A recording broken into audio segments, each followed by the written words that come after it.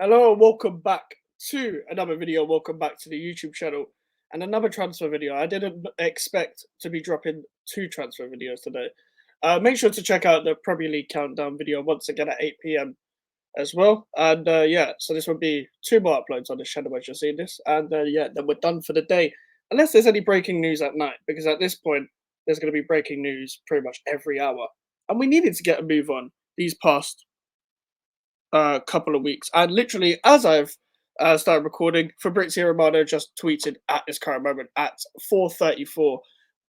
Now, let's get on to the first uh, tweet first. And obviously, this video is about Summerville.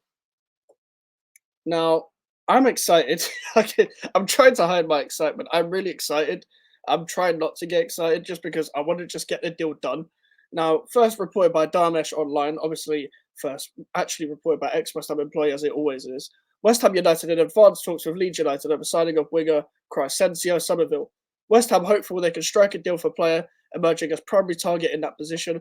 Personal terms not expected to be a problem. Speaking of personal terms, let's get to the Fabrizio Romano tweet. Uh, Obviously, as well, we bidded for Summerville. I think a few weeks ago, they got rejected. Or first bid was revealed, as Fabrizio said here. He literally tweeted this a minute ago. So as soon as I press record, something's come out. West Ham have reached an agreement with Crescencio Summerville on personal terms. The player said yes to contract and project. So contract done, well, as in like the contract would be done. We just need to agree on a price. This could be done before the Wan-Bissaka deal and the Fulkirk deal, because it seems to be Fulkirk over John Duran right now. Negotiations underway between West Ham and Leeds United after first bid revealed last week. Guys, this is the perfect left winger that we've been talking about. This has been the left winger that we've needed throughout this whole time. Now, Guilherme is a very good player and will be a great option, but Summerville will be an even better signing because he's a right-footed that's going to play on the left. Summerville could as Bowen full crook attack. And listen, we are missing out Paquetá. And obviously, it's been confirmed that Paquetá will be playing according to Time Sports, so take it with a pinch of salt. But Paquetá was always going to be registered for this Premier League season anyway. But Paquetá might have to play a lot deeper. Now, if we don't sign a midfielder, you can expect a Freddie Potts coming in for Alvarez a lot more if Alvarez is not there. And Paquetá playing a lot more games in a deeper role when we have to attack. Yeah, Summerville, Fulkirk, Bowen, front three. Just look at that front three for starters. Like, we needed a right-footed person that could also cut in and get some goals. And Summerville obviously did really well in the Championship last season and was very key towards Leeds United. Now, I didn't think West Ham were going to get him as much as I wanted him. I wanted either him or Nonto. I would have taken either of the two. Summerville's proven to be playing better in this past year. I think I preferred Nonto when Nonto was in the Premier League. And you never know what could happen with that Everton Nonto deal. I don't know whether that's going to be affecting either or whether Leeds will sell both or not. I'm not particularly sure, to be completely honest with you. So that's why I think we need to act quick on this anyway. It looks like we are acting quick on it anyway. Obviously, this was originally outed out to be too expensive as well. So when we saw the bid last week, it was like, okay, West Ham are interested in Summerville. Well, he's too expensive, so we're not going to go back in for him. That's why I think we then initially went back in for Reece Nelson. Now, I think Reece Nelson, the whole Leicester situation is going to happen if we're going for Summerville. Because I reckon we tried to go back in for Reece Nelson, looked at the thing and think, he's not really worth paying that money for, so we're going to go for Summerville back instead. Now, I've been very critical, even today online, I've been very critical about the lack of signings on Twitter and YouTube. If you guys watched my earlier video as well, I'm not going overboard and saying it's the worst transfer window ever, or that this is absolutely dreadful transfer window. This time last year, there were still no players that signed for West Ham United. So everyone needs to calm down. Everyone needs to remember the 16-17 season, the 14-15 season was good. 17-18 season summer transfer window. I know everyone was happy at the time. It was a terrible transfer window. The 19-20 season transfer window. 18-19 season, we signed Wilshere and Carlos Sanchez and Ryan Fredericks, for fuck's sake. 19-20 season, we signed Roberto. Need I say any more? We signed Haller and sold Chicharito. We signed a Jetty as well. Like, we've had way worse transfer windows than this. Way worse. Like, none of these deals are done now, but Even the even a transfer window of Fotheringham, Guilherme, and Kilman are better than some of the shits we used to have.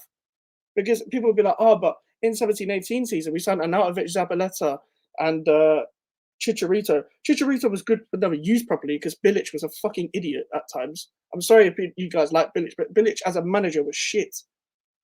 Without Payet, the guy was nothing. He was using Chicharito on the wing sometimes. Thought Antonio could be one of the best right backs in the league, and long balling it to Chicharito at times. Sometimes playing him on the left wing, as I just said. Arnautovic became good under David Moyes.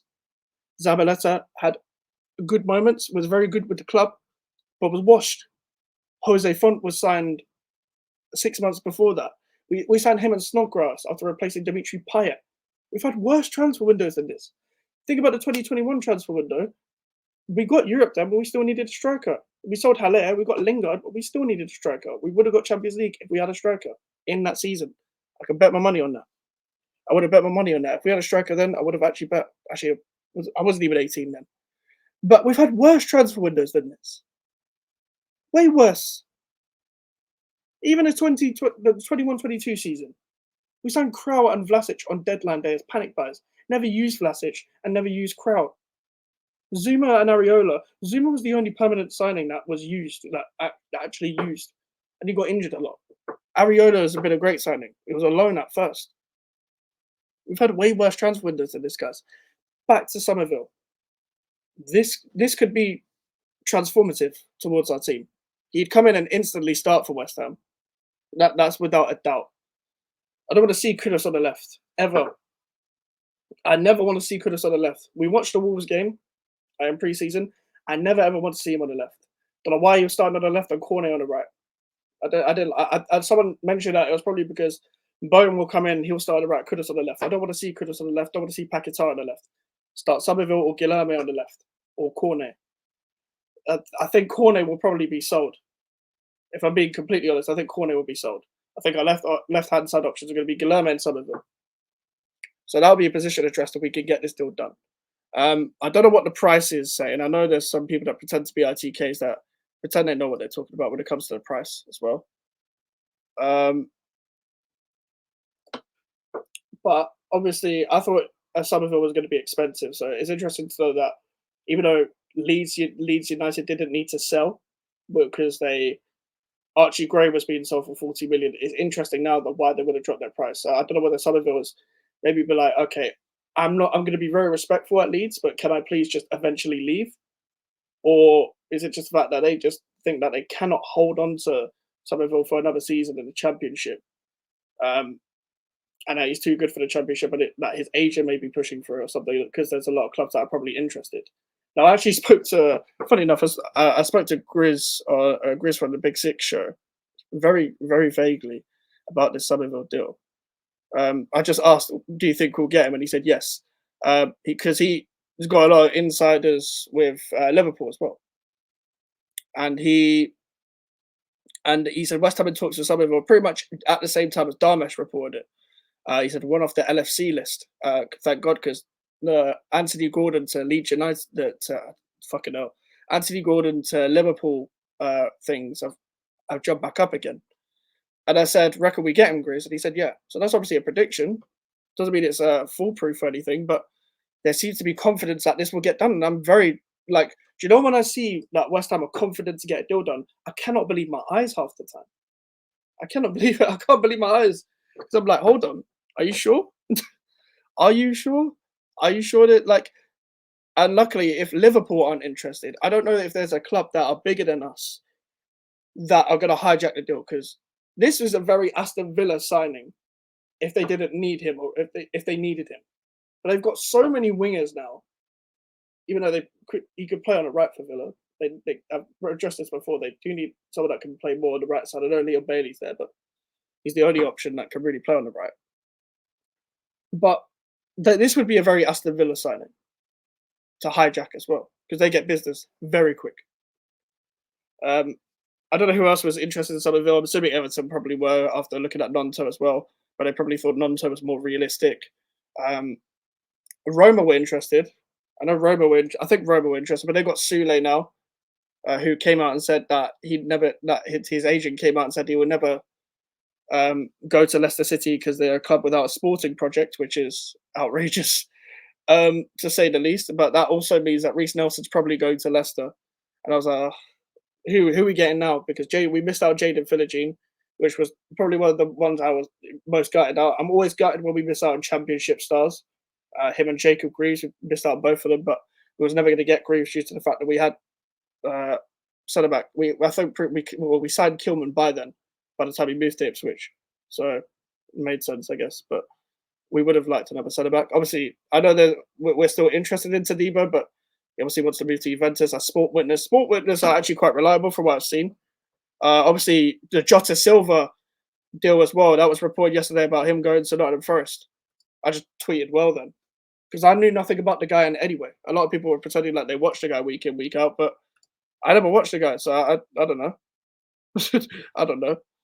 Uh, I would like to know how far this deal is, but uh, I guess we'll know in the next few days. Next few days, next week.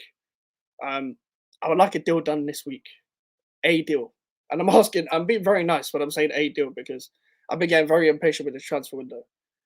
But anyway, as I said, we'll have the Premier League countdown videos every day at 8 p.m. guys.